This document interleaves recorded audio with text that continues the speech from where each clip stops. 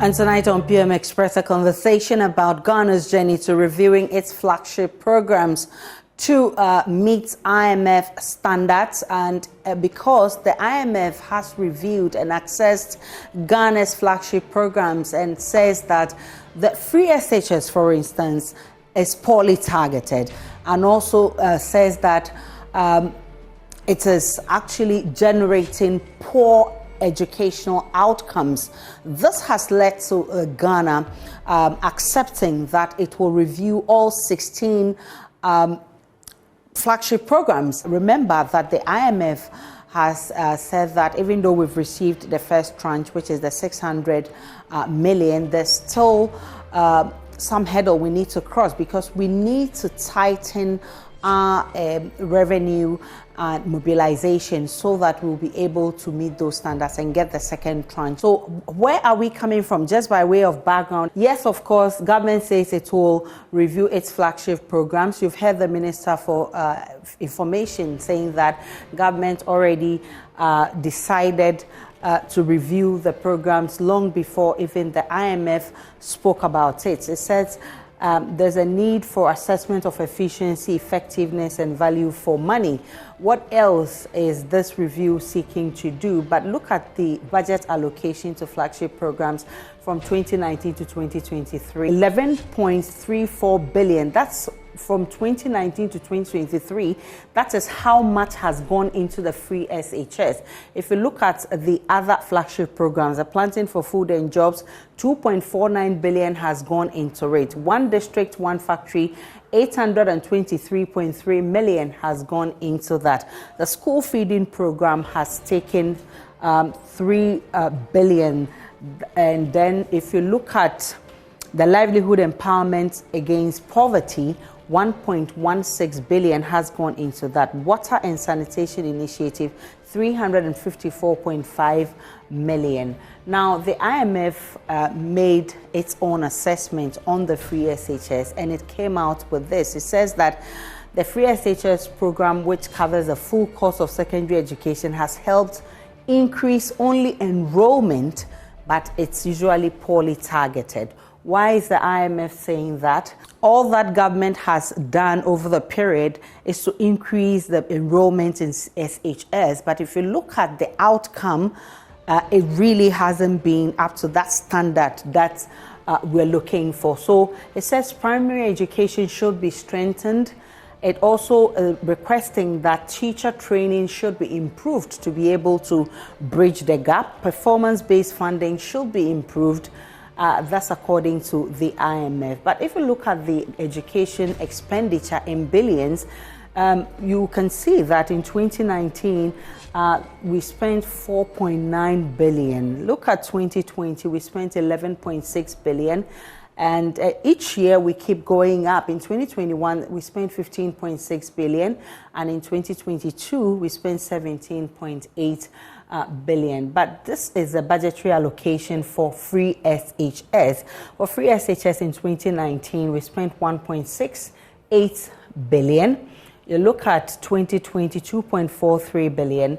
And then in 2021, we spent less. Remember that a lot of government's budgetary allocation goes into the free SHS. And it's been one of the conversations we've been having, that the free SHS has been draining government. What can we do? I mean, this review conversation actually has been here all this while, even before the IMF came in, that government must review it to allow other people take up certain burdens so that the burden on government will lessen.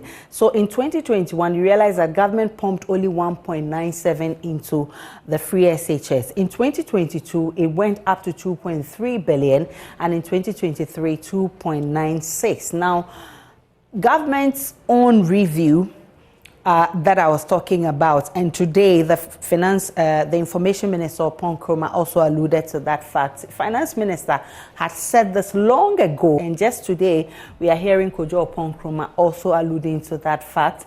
So we're asking how should this review be? Today we are focusing on the case of the free SHS. What kind of review are we talking about? We remember that conversation about the GES boss and the Minister for Education having a banter. Is there a review or no review? I mean, what kind of review has government agreed to have right now? Which kind of review will be satisfactory to all of us? My guest tonight, Professor William Kwesi-Peprah. He is an associate professor of finance at the Andrews University, Michigan. And I also have been joined by Dr. Peter Anti. He is an education economist and also executive director of IFEST. I've also been joined by Mr. Nochu. He is a ranking member for education of the Committee of Parliament. Kofi Asare is executive director of Africa Education Watch, and Kwesi Kwarteng is spokesperson of the Ministry of Education. All of them will be joining me tonight. Let's have a conversation after this break. Welcome back to PM Express. Tonight we are having a conversation about government's intention to review its flagship programs after the IMF issued a report saying that one of its flagship programs, the free SHS, is poorly targeted and is also actually achieving poor educational outcomes. Tonight, I'm grateful that all of you have joined me. Professor William Kwesi-Peprah, Peter Nochu, Kofi Asare, and Kwesi Kwarteng. Dr. Anti has also joined us. Let me start with you, Professor Peprah. Government is taking all these steps to review its flagship programs to ensure effectiveness and value for money. We know these programs will cost government 9.2 billion in 2023. Free SHS alone is taking 3 billion Ghana cedis. Now, in terms of a review, should government be focusing on? Is it to dissolve some of these flagship programs, to make some of them, or just cut costs? What exactly should go into reviewing the flagship programs? Good evening, and thank you for getting me for this program. I think that this issue, we have already discussed this or mentioned it in some time past. Then we admonish government to have a look at all the existing programs because of the cost implications. We noticed that though government had good intentions in coming up with these programs, the high expenditure patterns were not in line with the revenue generation in the country. If you look at the free SHS, for instance, yes, worldwide, education is very important, or it's a way that we assess how a country is being developed. But then we also have to match it against the cost implications. The government has an agenda to make it free, and from the way they implemented it, it was totally free. That is where the problem comes in. Free uniforms, free books, giving food, which I think, to me, there's a bit of done it in a way that would have helped. In Ghana, we have the day school and the boarding school, and we could have had an approach that to reduce the cost in a way that will benefit both the day school and the boarding school. Instead of, if you look at it, it did serve a purpose to have, in a way, equality for both those in the boarding school and the day school, because if you had a day school, those who were in the boarding school were... There's a bit of a connection problem with your line, Professor Peprah. If you could reposition yourself so we can have a conversation, because your line keeps breaking. Whilst you do that, let me bring in Dr. Peter Anti. The IMF is now casting doubt on the outcome, the educational or learning outcomes of the free SHS, as it says that it's only increasing enrollment and not actually the quality. Is there a fair assessment from what you know?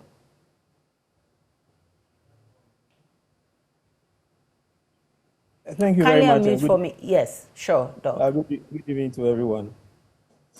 Yeah, because I think that they have done the assessment and they are making this point not in a vacuum. They know what they are talking about. You see, if you look at our education system, there are variables that have been classified as quality variables by the Ministry of Education and then the Ghana Education Service. Now, these quality variables are used to assess how we are delivering education to the people who need it.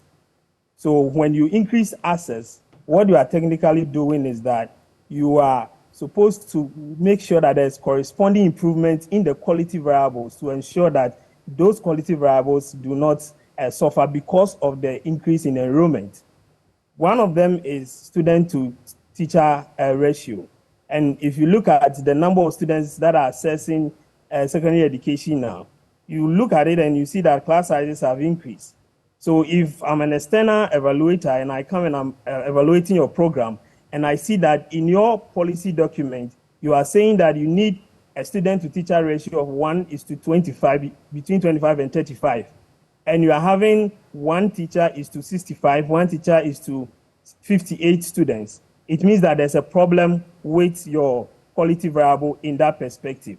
There are other quality variables, including one student to desk ratio, student to textbook ratio, and all those things. And these things are supposed to lead to an expected outcome or output, which is technically the performance that the students would put up when they write their BC, and then an extension of the students' contribution to the total development of the country, which we call educational outcomes.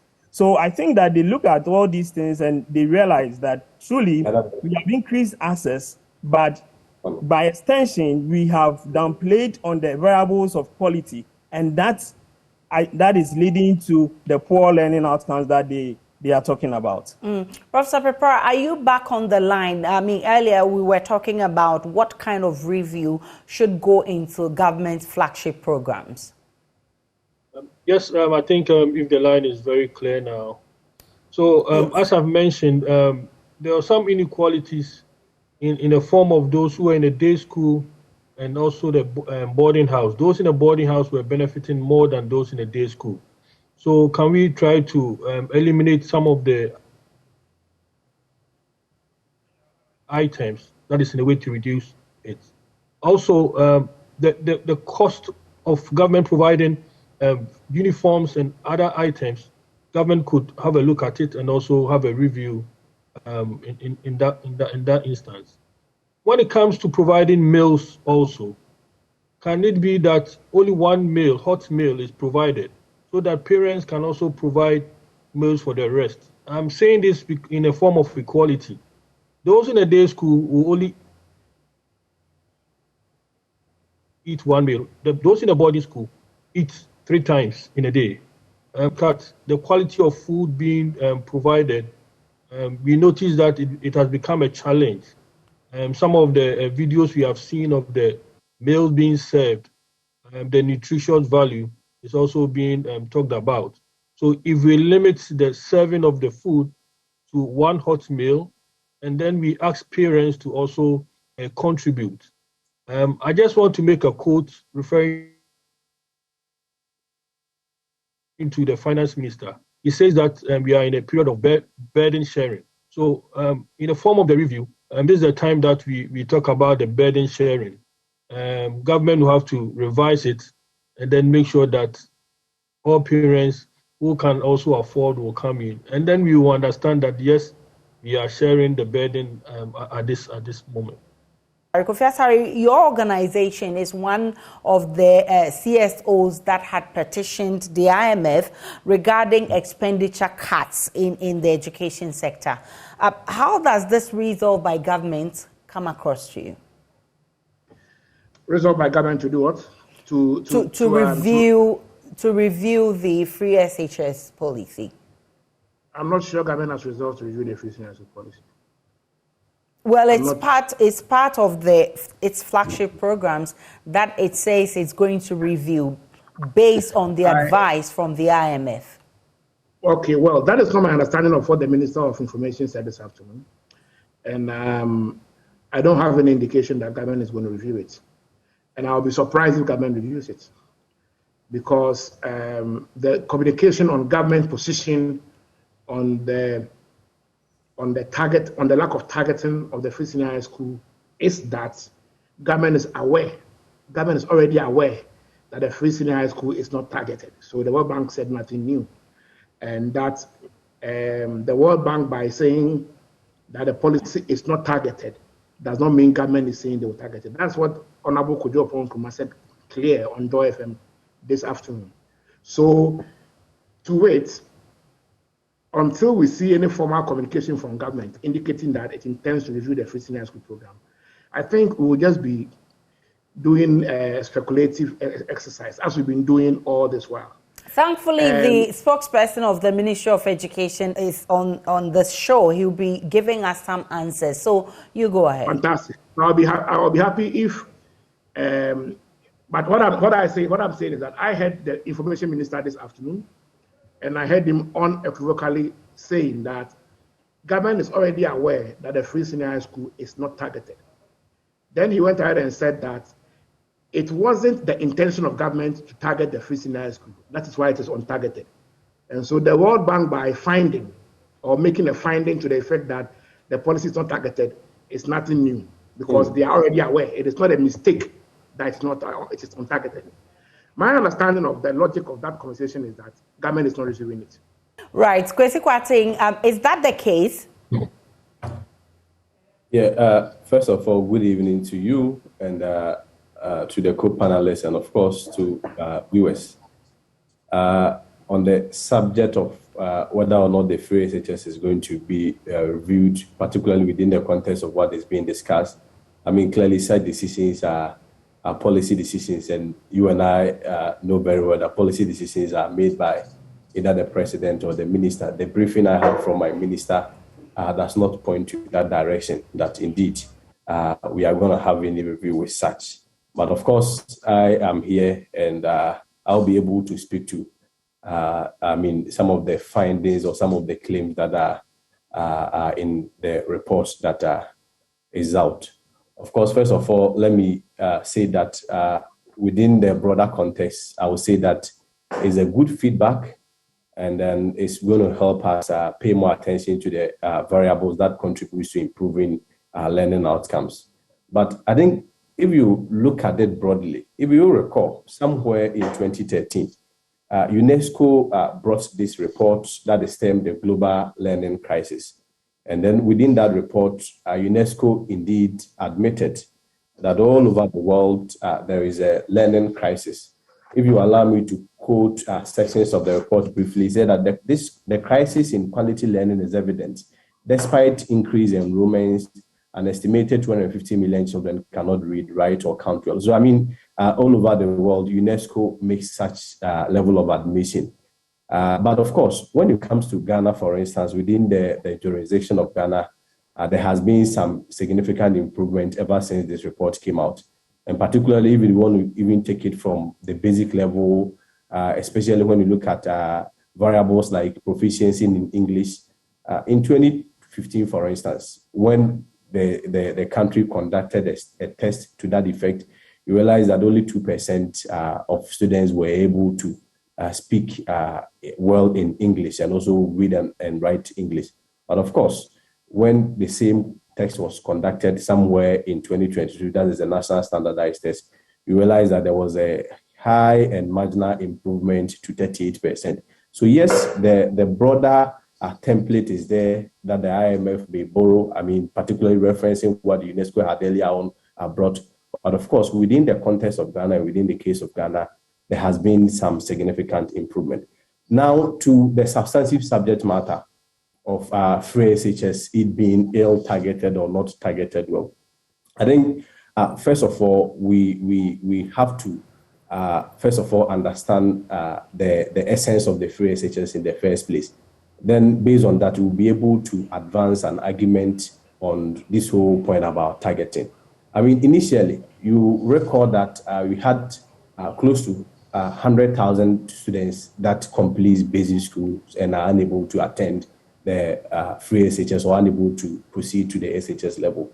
So based on this, you had the president making an intervention and making a promise that we are going to address such a situation. And so at the end of the day, free SHS policy came to address such a concern. So, I mean, it was a question of whether or not you are denying 100,000 students access to education every year. So we made that bold decision and said that we are not going to, deny 100,000 students access to education. But of course, the contention has always been this. If you look at countries where the free SHS policy has been targeted, those are countries that have very strong and reliable data on income. For instance, if you come to Ghana, for instance, especially within our informal economies, you are unable to look into the face of, let's say, the woman at Abosokai or the woman at Makola and say that because government does not have any structures and system to track the revenues or the income that you make annually, based on that, your child qualifies or do not qualify for free SHS. Of course, the argument, if you want to even sustain such logic, what it essentially means is that you may only be looking at those incomes that are very reliable and always declared. That is about the 700,000 or so people that are on government payroll annually. And those are the people that government is going to look into their faces and say that, well, because you are able to track your income, then it means that at the end of the day, you are able to afford education at every level. So yes, at the end of the day, until we get a very reliable system that will be able to help us to track the various income that we as a people generate. And of course, beyond the system too, until citizens, also develop that habit of reporting income truthfully so that government will be able to know that this person is eligible for free education, that person is not eligible for free education, we will be denying most students access to education. And that will take us to the earlier problem that we had where more than 100,000 students were denied access to education at the end of the day. But of course, in London, if you read carefully the report also alludes to the fact that if you look at the educational outcomes, there has not been improvement. Of course, reference is also made to the free SHS policy. I do not fault the IMF because all over the world, globally, research has proven that when enrollment increases, it has a corresponding effect on learning outcomes, and that effect is always on a decreasing tangent. So IMF is not entirely wrong when they make such a claim. But if you look at the case... Did you do a feasibility study before introducing the program? Did you take all of these into consideration before introducing the program? I was making a very strong point. So if I had allowed to land, you will get the answer in the follow-up question. So what I'm saying is that if you look at globally, all over the world, research has proven, and of course there are other data that speaks to the fact that if you increase enrollment, learning outcomes actually reduces. But in the case of Ghana did something very novel and was able to defy gravity. Because, if you look at the data that pertains to Ghana, this is the data that is not only available to the Ministry of Education, but the whole of Ghana. If you look at the data, particularly if you look at the past 8 years, an 8-year analysis, trend analysis, particularly from 2015 to 2022, of the aggregate percentage passes in N1 to C6 in the 4 core subjects areas, shows improvement with significant improvements in the past 4 years, where average of 60% and above. So, clearly the report also said that it is important to know that 2020, 2021, and 2022 candidates are the free SHS students. Okay. So yes, the general rule is there, the general template is there that IMF is alluding to say. But if you look at the case of Ghana, and within the context of Ghana, we were able to defy the odds and then defy gravity. So the current data when it comes to educational outcomes within the free SHS policy rather negates the worldwide proven research that has been that I'm sure IMF is actually speaking to. So in the case of Ghana, yeah, you were asking a follow-up. So I want to be clear here. What was the objective of the free SHS? To increase enrollment or to produce quality students? This is a leading question, but of course, the objective has to deal with both. Because at the end of the day, as a country, it depends on how you see education. We as a government, we take education as an investment and of course as a way of improving our socioeconomic transformation. Because, I mean, all over the world, if you look at countries that have developed, those are countries whose educational outcomes, particularly if you look at their gross tertiary enrollment ratio, has hit the mark of 40%. And so the two have to go together. At the end of the day, at the same time, whilst you are increasing enrollment to make sure that your gross tertiary enrollment ratio hits that 40% mark and beyond. Because, I mean, clearly, if you look at countries like Singapore, more than 40%. If you look at America, around 76%. If you look at South Korea, around 96%. These are countries that, as soon as you hit the 40% mark, the country develop.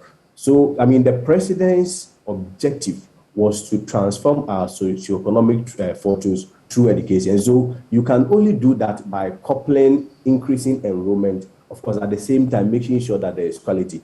But the basic principle that I'm saying is that all over the world, and when enrollment increases, outcome or educational outcome reduces. So IMF is not wrong with that assessment. But I'm saying that within the case of Ghana, we have been able to defy logic, have been able to defy gravity, and have set a new precedent that I'm sure researchers may also have to even look at. And I'm sure the subsequent question have to be, what did we do different to be able to,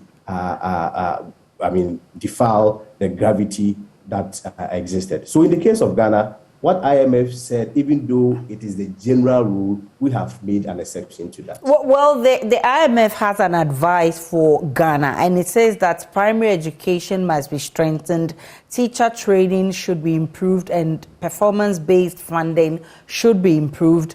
And in terms of the review that it's talking about, we'll come back and look at what should go into this, and also look at the extent to which this is tied to the second tranche of the bailouts that we are expecting. But let me bring in Mr. Nochukotoi. I quite remember that the minority have had cause to complain about the fact that the free SHS is actually churning out quantity and not quality. Does this revelation by the IMF actually cement the fear that you were expressing then? Yeah, thank you very much, and good evening to you and to your viewers. The concerns raised by the IMF are exactly what the minority have been saying over the years. Since the inception of the program in 2017, we cautioned government that there was a need to look at the program very carefully before its implementation. Because in 2015, when the NDC government started implementing it on a progressively free approach, we discovered or realized that there were going to be a number of challenges that we'll have to grapple with. The first was a space for classroom, another for accommodation, and then teacher population. These were the three major problems we identified, in addition to funding, as I said. So what the government wanted to do at the time was to expand facilities in the existing secondary schools, and then again start the establishment of additional 200 new secondary schools, so that they will create enough accessibility for anyone who qualifies to go to senior high school. That's why President Mahama introduced or established the 200 blocks that he started. Now, what happened was that when the new government took over in 2017 and decided to expand the program, we cautioned them that these were the challenges that we foresaw. So if they could do something about them. Well, government did not heed the advice that we gave and describe our attitude as a propaganda. So we have been watching and telling government that these are the challenges. The first year, there was no major problem because the number was not too big. But we all knew that the free senior high school would increase enrollment by all means. So there was a need to plan ahead of time. This was the failure of government in the first place. Then also, in 2015, when we started the program, we did what we call targeting. If you remember, we had a secondary improvement project by which we were giving stipends to selected pupils or students, 60% for females and 40% for females, so that we will give them enough money so that they could buy a few things that they would need. because some of them were very, very vulnerable and coming from poor homes. So when this government took over, they stopped that facility also, thinking that once it was wholesale for all, there was no need for targeting. So I am not surprised that the IMF said that the program was good, but it was poorly targeted. That's what I can say so far. Kofi Asare, just like you indicated that you don't believe that government is willing to review the free SHS because of what has gone on with this review. And I did indicate from the beginning that, we remember it's quite fresh in our minds when the GES boss, the former GES boss, made mention that there was going to be a review. That was countered by the Minister of Education that there was not going to be a review, even though we had heard the Finance Minister talk about review. So this whole review thing, we've been back and forth with it. But if indeed, if government really wants to review this free SHS, what kind of review will be satisfactory? Thank you. Let me quickly say this, that it is not true that we don't have the capacity, we don't have the data and the capacity to determine who can pay and who cannot pay for the feeding of their children. Not the entire fees, just the feeding. Because all calls for review have virtually situated around asking parents who are in a position or capacity to pay for the feeding of their wards to do so. Because the same parents were feeding their wards in junior high school 3. And then the next month they cross to senior high school 1, so then the parents become so poor that they can't feed their children. And the same parents will continue feeding their children at tertiary. So we have always submitted that by targeting one, we have data on the poorest households in Ghana. It is not true that we don't have data. Other than that, what is the LEAP Management Secretariat doing? We have been administering LEAP to about 1 million beneficiaries in over 300,000 households. Bi-monthly, we send them cash grants up to 88 cedis per household. Are you telling me that, Ayisha, you have received any LEAP Momo before? The reason why Ayisha or Peter, none of you have ever received any LEAP Momo before means that you are not poor. It means you do not meet the definition of very poor people per Ghana's social protection policy. So the impression shouldn't be created. And also our public institutions shouldn't be downgraded as if they don't have the capacity they have because we don't want to target free senior high school. No, we have the capacity to target if we want to do that. The second reason why I appreciate government is not interested in reviewing the program. So as for the statistics excuse, it is dead because LEAP has been implemented for a long time, and the fact that I am not receiving Momo from LEAP means that I am not in their database of poor people. Over 1 million people are benefiting from LEAP, and so it is not true that we don't have data on poor households. We have data in about 6 or 7 regions. If government wants to expand the Ghana Household Registry to cover the whole of Ghana, it can be done within 11 months once there is funding. But the commitment is not there because once the data is there for the whole country, there will be pressure on government to target. The second is that not targeting the free senior high school brings a procurement benefit.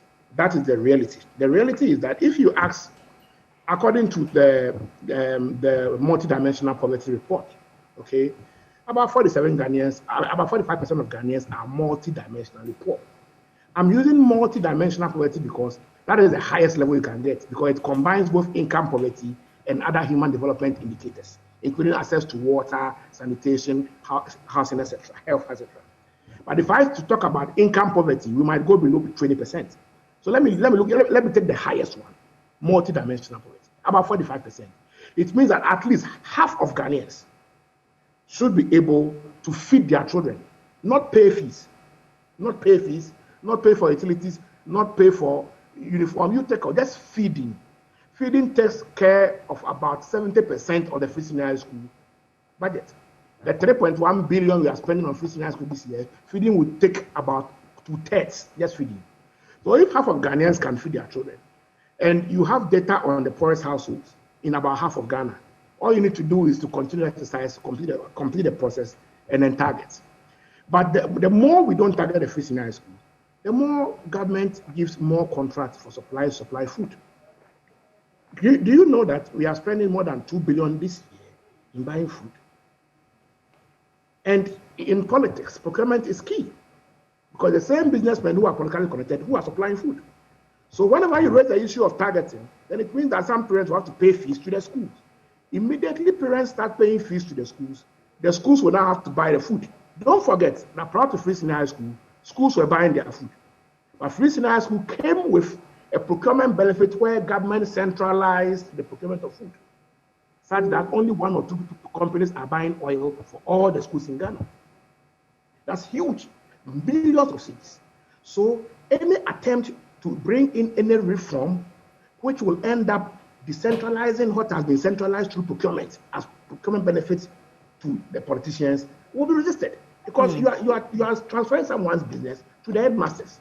And so you shouldn't be surprised that I believe the government will not review the free senior high school policy. Well, let's give government benefit of doubt because, I mean, all this while, government has not really accepted that review thing. This time it says it will do it because the IMF has advised. This morning I was in a meeting with the IMF the whole morning till afternoon. I mean, we met the IMF team. It hasn't said it to do it. But you see, the final reason why government is not interested in reviewing it is because government still doesn't appreciate the externalities, the negative implications of keeping the free senior high school policy this way on basic education. Look at the pre-tertiary budget, the pre-tertiary education budget, okay? If you look at the discretionary budget, take out salaries, which is non-discretionary. Look at the discretionary budget, infrastructure and goods and services, okay? That is where teaching and learning, which produces the learning outcomes we're talking about, is administered. If you look at the discretionary budget of the pre-tertiary sector, about 96% of all the money there is free senior high school. Only 4% is going to basic education.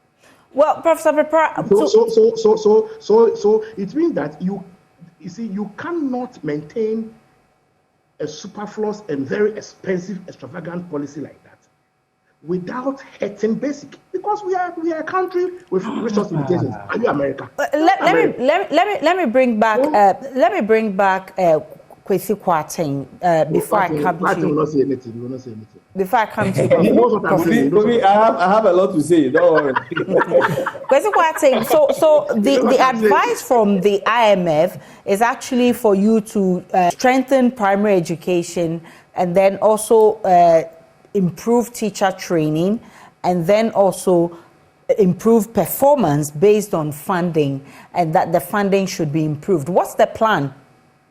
I think earlier on I even made such points. If you recall, when I gave my first submission, I said that, for instance, in 2015, for instance, I mean, within the entire country, when it comes to proficiency in English, only 2% of basic school students could speak and write English. But as I speak to you, it's improved to 38%. I'm not sure it took a miracle to do that. Obviously, it took particular and strenuous interventions to get there. But of course, before I even come back to, your question, I think it's important I address some of the things that Kofi has said. Kofi, on one side, said that, the country is capable of organizing whatever data so that we'll be able to know which people are poor, for this whole argument about targeting. But my question is, very simple. And it's a question that addresses an issue or question of logical consistency. At the end of the day, whilst the data is being organized by whichever institution or whichever organization or whichever state institution, what happens to, the children? Whose child is supposed to stay home whilst the data is being organized? So, for instance, if you look at when free SHS started. But this data thing was said since 2018 by the finance minister. Of course, I'm not sure the collation of data is an event. It is a process. And clearly in 2018, if you look at, this loophole point that he's making, I'm sure there has been improvement in the organization of the data. It's even a more reason why, as a country, we need to support the government's digitization agenda. But of course, the question remains unchanged, that as the data is being organized, to be able to know that woman in Abosokan who owns 3 shops, but of course, because government is unable to track revenue, the government say that such a woman probably on the face value is poor. And Kwesi Kwarteng, whose revenue can be tracked. I mean, at the end of the day, for instance, I'm being paid 1,000 or 2,000 cedis. Government looks into my face and say that because my revenue or my income can be tracked, I am rich. And so for that matter, my child should not enjoy free SHS. So how long will it take government to be able to get this data? Ayisha, I am saying that whilst that process, you see, there is a fundamental question that has not been answered. Whilst that process is ongoing, whose child will stay home? What they essentially mean is that within this 5-year period, would have probably denied more than 500,000 Ghanaians access to education. So yes, I agree the two can go together. We do not necessarily have to finish the compilation of the data before we are able to implement free SHS. The free SHS can be there, it will be ongoing, whilst at the same time. What's the plan? I'm running out of time, Kwesi. So I am saying that if you look at the question that you asked, I'm saying that when it comes to getting a very reliable data, we can be doing that as a state, but it doesn't prevent us from denying, ordinary citizens access to education. But of course, London, Kofi made a claim that only 4% of budgetary allocation is made to the basic schools. And for that matter, basic schools have been neglected at the expense of secondary schools. That assertion has always been very weak and frivolous. Because for me, if you look at it clearly, there exists other source of funding outside what government of Ghana contributes. For instance, at the basic schools level, you have GALLOP, which is an external funding. That is not a GOG contribution. Again, if you look at the cost of, the cost of even, for instance, educating students at each level, it is not the same. You cannot, for instance, say that the cost of infrastructure at, say, SHS level is the same as the cost of infrastructure at the primary school level. So at no point would the allocation ever be the same. And so, these are basic things that Kofi may have to look at when trying to make that very simplistic argument that government has neglected basic schools at the expense of senior high school, because it costs differently to educate different categories of students. And beyond that, like I earlier indicated, there exists other source of funding. So until you are able to holistically look at the other source of fundings and then even say that this is the percentage expenditure that was made. You cannot just, look at it on the face value and then use percentage allocation. Kwesi, you still haven't told me the plan, but I'm running out of time. Let me give the opportunity to Dr. Anti. What do you expect from a review, Dr. Anti? So I am addressing a lot of issues at the same time. So if you want one to be profound, Kwesi, no, so, you are not the host. Dr. Anti, what do you want to see in a review? Peter, let me Kwesi, I'll come back to you. Let Dr. Anti speak. I'll come back to you. Kwesi, you've been saying things that are not true. So you should go back to the objectives of policy. There are three things that the program hinges on: access, quality, and equity. The very moment they started implementing the policy using the wholesale model or equality model, they destroyed their own objectives of the policy. So we should go back to the objectives. We should implement the policy by instituting the equity financing model. And I keep asking myself, how was this policy presented to the World Bank? Because the World Bank treated it under social spending. And if a policy is treated under social spending, the end result is that they are looking for targeting. So in one breath, the government seems to project this to the outside world that this is a social policy, okay? But when they come to us, they present this to us as a political policy. And that is why they are not able to touch it and they cannot touch it. Let me make this last point. Literature is not conclusive on the effect on enrollment on quality. In some countries, they are able to increase enrollment. At the same time, they are able to improve their quality. In Ghana, we cannot use WASI results to say that we have been able to improve on quality, because when you dig down into the data, there are schools that were scoring more than 50% previously, and now they are scoring 0%. Would you attribute that to free SHS? Because free SHS has been applied to all schools across the length and breadth of the country. So if schools are going down now, would you say that it is because of the free SHS? Because we are saying that those schools that are performing well is because of free SHS. So those schools that are not performing well, are we saying that their performance are dipping because of free SHS? These are scientific things that we need to pay attention to and stop the excuses and the political attachment that we are attaching to this very important policy that has the potential to transform our country. Right. If we don't stop the politics, we will not be able to get the full benefits of a policy like the free SHS. But Professor Prepra, to what extent are these is this review tied to the second tranche of the IMF bailout? So Ghana is expected to show that we have reduced our expenditure patterns, and then one of them is to make sure that the free SHS, the cost implication is looked at. And we cannot still be spending, so let me put it there, Ministry of Education, and with its 17 billion cedis in terms of budgetary support has to be reduced. And that is why we are having this discussion. And the free SHS is taking about almost 10% of the Ministry of Education budget. It means that it must be looked at and reviewed downwards. Another form of review must be looked at because cost of living is going up, food prices are also going up. The funding approach of the free SHS should also be reviewed. The source of funds should be made in such a way that parents should contribute to the funding of free SHS because government in the shortest possible time is going to cut that 17 billion support to Ministry of Education. How is the free SHS program going to be run? It means that parents must contribute. That's why the discussion on review is going on. The review can be positive. Right. So that's Professor Prepra there making the point. There seems to be a connection problem. Mr. Kotoy, we're looking forward to your committee in Parliament actually holding government responsible or holding government to actually put in the necessary review needed for the free SHS to actually improve. I want to thank you, gentlemen, for joining us in this discussion. Kwesi Kwarteng, Dr. Anti, Kofi Asari, Mr. Nochu Kotoy, and Professor Prepra. I'm grateful for your time. My name is Ayisha Ibrahim. Enjoy the rest of our programs.